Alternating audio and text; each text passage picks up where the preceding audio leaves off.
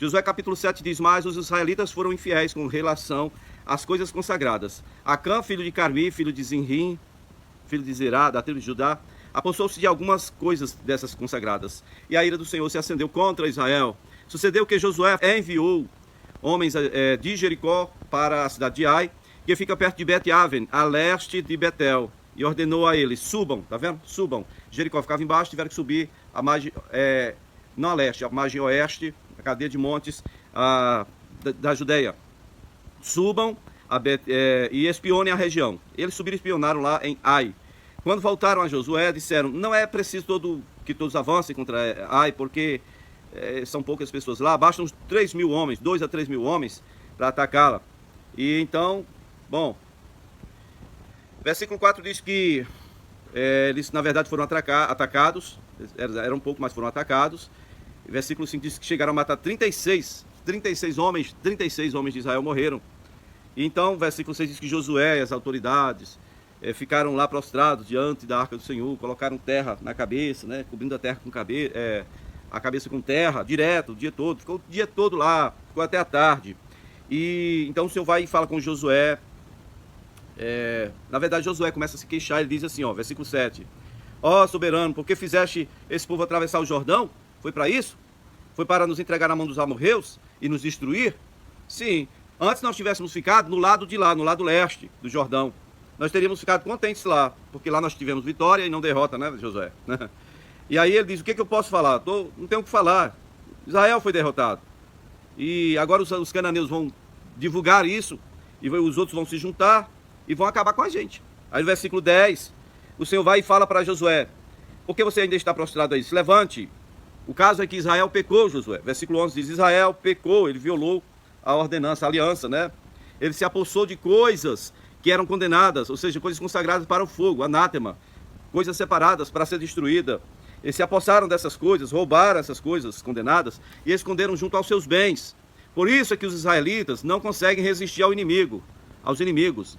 Por isso é que eles morreram, por isso que eles fraquejaram e foram derrotados na batalha. Por quê? Porque eu não estarei mais com vocês, e se vocês não destruírem do meio de vocês tudo que ficou, tudo que é consagrado para destruição. Vá, santifique o povo, e tipo assim, Deus fala com ele: descubra quem foi que fez isso, né? E retire aquilo que é consagrado para o fogo, destrua, aí a gente conversa, a gente volta a conversar, né? E aí a ordem do Senhor foi ouvida por Josué. Ele fez se achegar tribo por tribo, depois clã por clã, depois família por família e depois homem por homem. Tá certo? E aí aqui é um momento que a gente não sabe dizer como é que eles estavam fazendo, se era lançando sorte, se era orando, se era por revelação. Provavelmente era aquele negócio de lançar sorte mesmo, para saber. Aí, infelizmente ou felizmente, não sei, foi encontrada a tribo de Judá. Das 12 tribos, foi a de Judá. Se o problema está na de Judá. Certo? Então vamos chamar clã por clã, todos os clãs da tribo de Judá. E aí acabou caindo a sorte sobre os Zeraitas, né? Zerá, certo? Que é da tribo de Judá, é o clã de Zerá. E aí desse clã foi chamando família por família e achou a família de Zinrim, né? E por último achou Acã, filho de Carmi, filho de Zinri, filho de Zerá, da tribo de Judá. E aí no versículo 19 você vai ver Josué dizendo: meu filho, conte, fale o que foi que você fez. E aí ele vai dizer no versículo 20: é verdade que eu pequei, eu achei uma capa babilônica muito boa, 2 quilos e 400 gramas de prata e uma barra de ouro de 600 gramas, eu cobicei, eu escondi, está lá na minha tenda. Josué mandou alguém, ou uns homens, irem lá desenterrar o ilícito, né?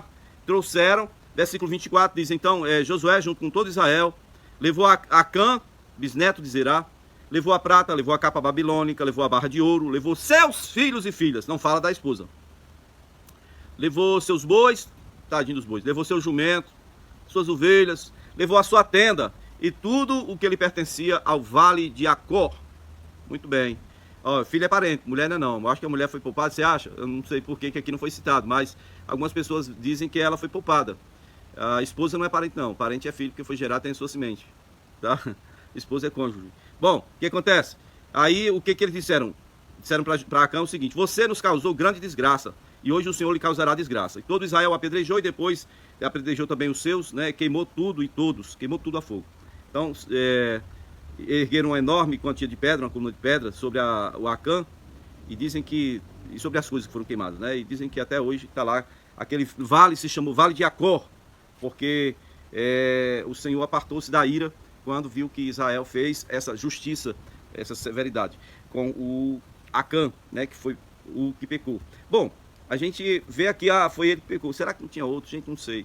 Eu sei que o tratamento que foi dado para esse caso aí, com certeza nenhum outro mais iria querer pegar alguma coisa errada, fosse de onde fosse. Eu acho que as pessoas que são assim, têm um raciocínio completo, elas não iriam mais querer desafiar nenhuma ordenança de Deus dada por Josué. O temor se espalhou começando ali no meio de Israel depois que eles fizeram isso, porque o Acã fez loucura, né? Por causa dele, 30 e tantos homens de Israel morreram por causa do pecado do Acã. Você vê até onde vai o pecado de uma pessoa, toda uma nação perdeu. E aí uma tribo, um clã, uma família, todo mundo perdeu. E aí o que acontece é que muitos que não tinham culpa no cartório, vamos dizer assim, os filhos, por exemplo, tiveram que ser executados também, morreram todos. Isso aí é severo, isso é cruel? Aí, mas nós temos outro extremo aqui, tem outro extremo aqui, aquele negócio de que você não pode punir o errado. O politicamente correto hoje está aí, para quem quiser ver. Ninguém pode punir ninguém pode fazer nada. Estava vendo ontem uma postagem de um jornalista que foi entrevistar um adolescente de 14 anos, que tinha sido preso, e o adolescente colocou ele de boca fechada, porque o adolescente disse para ele, olha, eu trabalhei num local, porque eu era de menor, denunciaram, o cara teve que me despedir. Fui para outro local, foi a mesma coisa. O cara ainda está respondendo processo até hoje. Eu estou no crime, não é porque eu não quisesse trabalhar, é porque a lei não me deixou, porque vocês não me deixaram trabalhar. Então é isso que acontece, né? A lei simplesmente, vou proteger o menor. Proteger de quê? Proteger de virar um homem, correto? Proteger de quê? De trabalhar? Trabalho não mata não, gente. Trabalho não mata não. Comecei aqui bem cedinho. Tá aqui, eu tô vivo até hoje. Sabe? O que mata mesmo é a malandragem. Josué 8:1 vai dizer assim, ó. Disse o Senhor a Josué, não tenha medo, não desanime. Leve todo o exército com você e avance contra Ai. Eu entregarei nas suas mãos o rei de Ai, seu povo, sua cidade, sua terra. Você fará com Ai e com seu rei o que você fez a Jericó e o seu rei. E dessa vez, Josué, vocês poderão se apossar dos despojos e dos animais.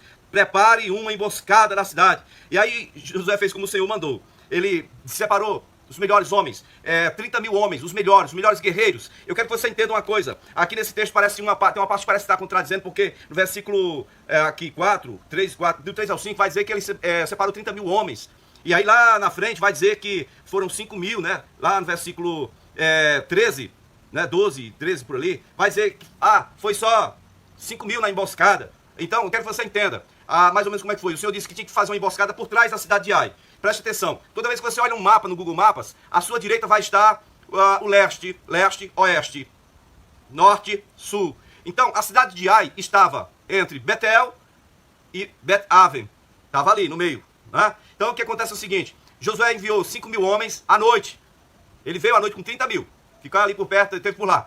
Ficou 5 mil atrás da cidade. Atrás é leste. Né? Atrás da cidade, leste. Porém, a cidade, a saída dela, a entrada dela era para o norte. Então, atrás da cidade, não, agora não colou. Se fosse atrás, literalmente seria no sul, emboscada. Mas eles ficaram a leste, escondidos. Na parte norte, a parte de cima era a saída da cidade. Outros 25 mil vieram com Josué e ficaram lá na parte da entrada. E aí o que acontece? O povo que estava em Ai saiu para atacar os israelitas, os 25 mil homens guerreiros, né? E eles saíram atrás com tudo. Diz a Bíblia aqui, se você for ler o texto todo, não ficou nenhum homem em Ai, nenhum homem de guerra. Deve ter ficado criança e velho, mas homem não ficou nenhum. Saíram todos correndo atrás do povo de Israel, porque já tinham ganho uma batalha e agora achavam que ia prevalecer de novo. Foram atrás, quando estavam já distantes, aí o Senhor mandou que Josué levantasse a lança em direção à cidade. Quando ele fez isso, pronto, os 5 mil homens que estavam lá atrás, ou ao lado da entrada, rodearam, entraram na cidade, tomaram a cidade, queimaram a cidade, e aquele povo que estava correndo atrás de Israel, eles olharam, né, os habitantes, os guerreiros de Ai, olharam para a cidade e viram aquela fumaceira, viram aquilo lá e ficaram aterrorizados. E aí quando eles quiseram voltar, 5 mil guerreiros aqui, ó, na cidade. E à frente deles, os que iam à frente eram 25 mil, pelo menos pelo relato bíblico, eles se voltaram e fecharam. Eita, menino, acabou, foi tudo. Não escapou nenhum homem. Eles mataram, foi todos os guerreiros. Não escapou nenhum, não fugiu ninguém. Não fugiu ninguém. E aí foi assim que aconteceu. O que acontece é que quando Deus dá uma estratégia, é bom a gente ouvir, é bom a gente colocar em prática. A estratégia que Deus colocou para Josué, ele seguiu a risca e ele disse para os guerreiros, olha, observe o que eu estou mandando vocês fazerem, faça do jeito que eu estou mandando, porque vai dar certo, conforme a orientação do Senhor, ok? Então o que acontece de diferente da outra vitória que foi em Jericó?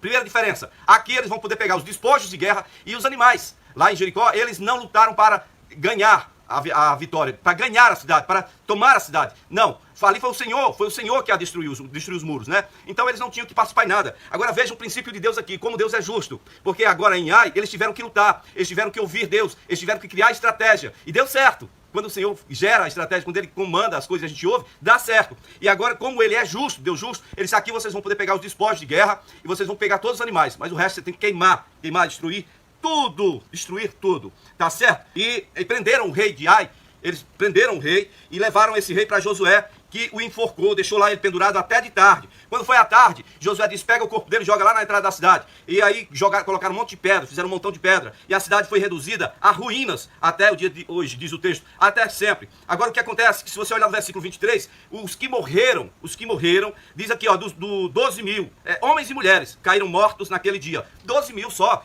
Nós estamos falando de todos os guerreiros que foram cercados e mortos, e estamos falando também dos que estavam na cidade. Ou, então, estavam entre os guerreiros de Ai, tanto homens quanto mulheres. Pode ser que aconteça isso. Eu não compreendo assim. Eu acho que o total dos que morreram, tanto no campo quanto na cidade, campo de guerra quanto na cidade, foram 12 mil. Aí você imagina que só os valentes de Israel eram 30 mil. Ficaram 5 mil escondidos, 25 mil estavam à frente da cidade. Né? Foi fácil demais. 12 vezes 2 já dá 24, ainda falta... Ih, menino, se tivesse só 24 mil homens, já dava conta. Um segura e outro bate, né? Acabou. Não tem pra onde, não tem como, não tem porquê você querer ganhar, tá bom? Então é o seguinte, ele enforcou lá o rei e aí foi decretado o final daquela obra lá em Ai. Eu quero só meditar com você uma coisa interessante. Uma coisa interessante aqui.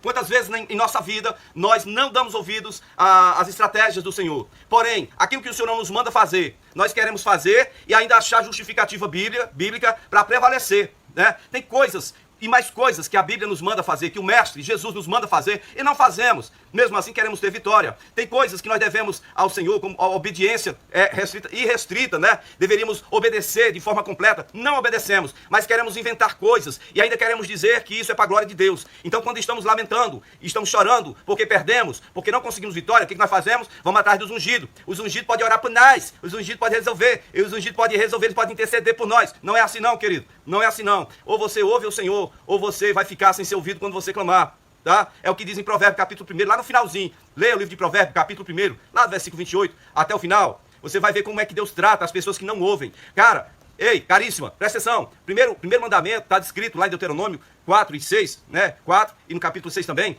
Ouve, ó Israel, o Senhor teu Deus é o único Deus. Ouve. Por que ouve? Nós temos dificuldade de ouvir, nós temos dificuldade de assimilar, nós temos dificuldade de aceitar as verdades de Deus, os princípios de Deus, os comandos de Deus, e aí nós ficamos com aquele negocinho de, não dá para fazer como o Senhor quer, mas eu vou fazer do meu jeito e Ele vai me abençoar. Toma vergonha. Nós temos que tomar vergonha. A nossa natureza é assim. Ela não vai mudar não, gente. Se você quiser hoje ser um discípulo de Jesus e mesmo assim ser guiado pelo seu pensamento, não vai funcionar não. Leia lá, Efésios capítulo 2, tá? Os que são guiados pela própria natureza, os que andam fazendo a vontade dos pensamentos, são por natureza filhos da ira de Deus, que as vitórias elas vêm se nós ouvirmos ao Senhor. Você já ouviu o Senhor hoje? Já ouviu o Senhor hoje? Hoje? Você já ouviu Ele? Ele já falou com você o que Ele pensa, o que Ele quer para você? Procure se abrigar em Deus, procure, em nome de Jesus, se esconder em Deus na tempestade. Procure se posicionar com Ele para as suas guerras. Procure ouvi-lo e ouvir e colocar em prática as estratégias dele. Que Ele te dê vitória, a você e a sua casa e a sua família. Porque lá em Ai parecia ser uma coisa fácil e eles perderam. Mas quando eles deram ouvidos ao Senhor, quando se arrependeram, quando se retrataram, se consertaram, o Senhor os abençoou.